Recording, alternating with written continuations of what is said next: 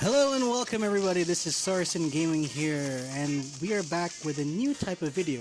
This time around we are doing a first impressions video of a game that I've been trying out recently.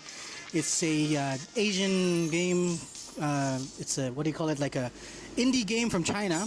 It's called VGame. I had my eye on it a few years ago. It was released in China in 2018, I believe. But I didn't try it when it came out in China because usually it's kind of annoying to get into Chinese games with your accounts and whatnot. Many games I've tried, I keep getting banned on my WeChat or QQ account. So when they released the JP or Japanese version of the game in 2019, I definitely thought I'd give it a try. Of course, there's no news of a global release, unfortunately, so I just had to give it a try and see how it goes. When you roam around the city, it's basically semi-open world. Like you can go around different points A to B, chat to different people. Also, it seemed to remind me a lot of Hong Kong. The red taxis gave it away for me.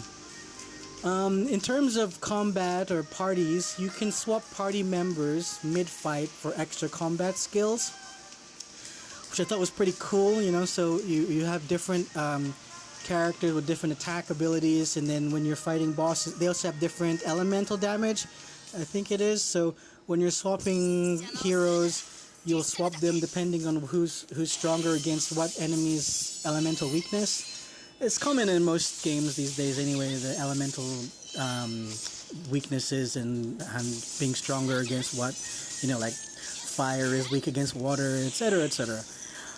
So what else? You can also roam around the city as one of your other party members. So if you have a different character, for example, I've got this Lolly character. You can pick her from your character menu and roam around the city as that character.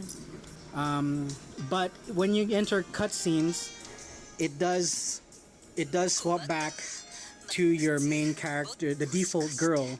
So that kind of puts you out of the immersion of you playing one type of character, because you have to be that default character in the story. So just keep that in mind. At the moment there is a event going on with I don't know if you heard of iChannel, the virtual YouTuber anime girl. So she's all over the city, everywhere you go.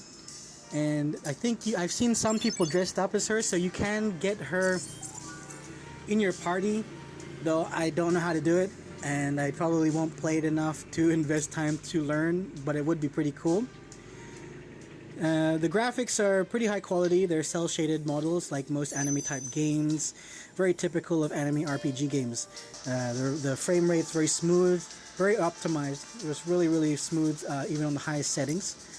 Combat is very similar to Honkai Impact 3rd, very action combat oriented. No auto combat, you have to dodge and fight, so everything is based on your skill level. I'm terrible at dodging, so I keep getting beaten up all the time. So let's see what else. So yeah, you go around the main city picking up quests and talking to different NPCs like any other RPG game. The main ones do have voices for the most part when you're doing the quests. Cutscenes are very crisp and fluid. It's nice to watch if you could understand what they're saying. Gameplay is very smooth, like I said, very good frames per second, and the combat is very quick and exciting. I did play it for a couple hours, but will I keep playing it? I doubt it, because, you know, it's in Japanese and I can't understand the majority of what's going on.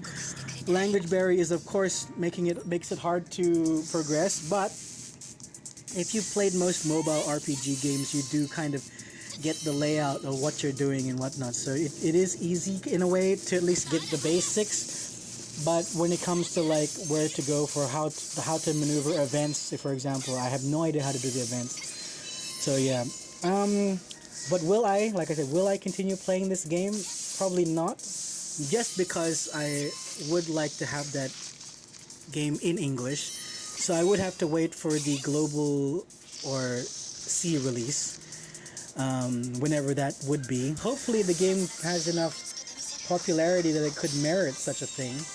But in the meantime, if you do want to give it a try, it will be in the link for the game will be in my description. So please go ahead and check it out. And yeah, so that's about it for this first impressions of this vid of that game. Definitely cool. Enjoyed it a bit, but yeah, like I said, I wouldn't continue playing it just because of the language barrier. Anyway, till next time, thank you and see you around. Bye bye.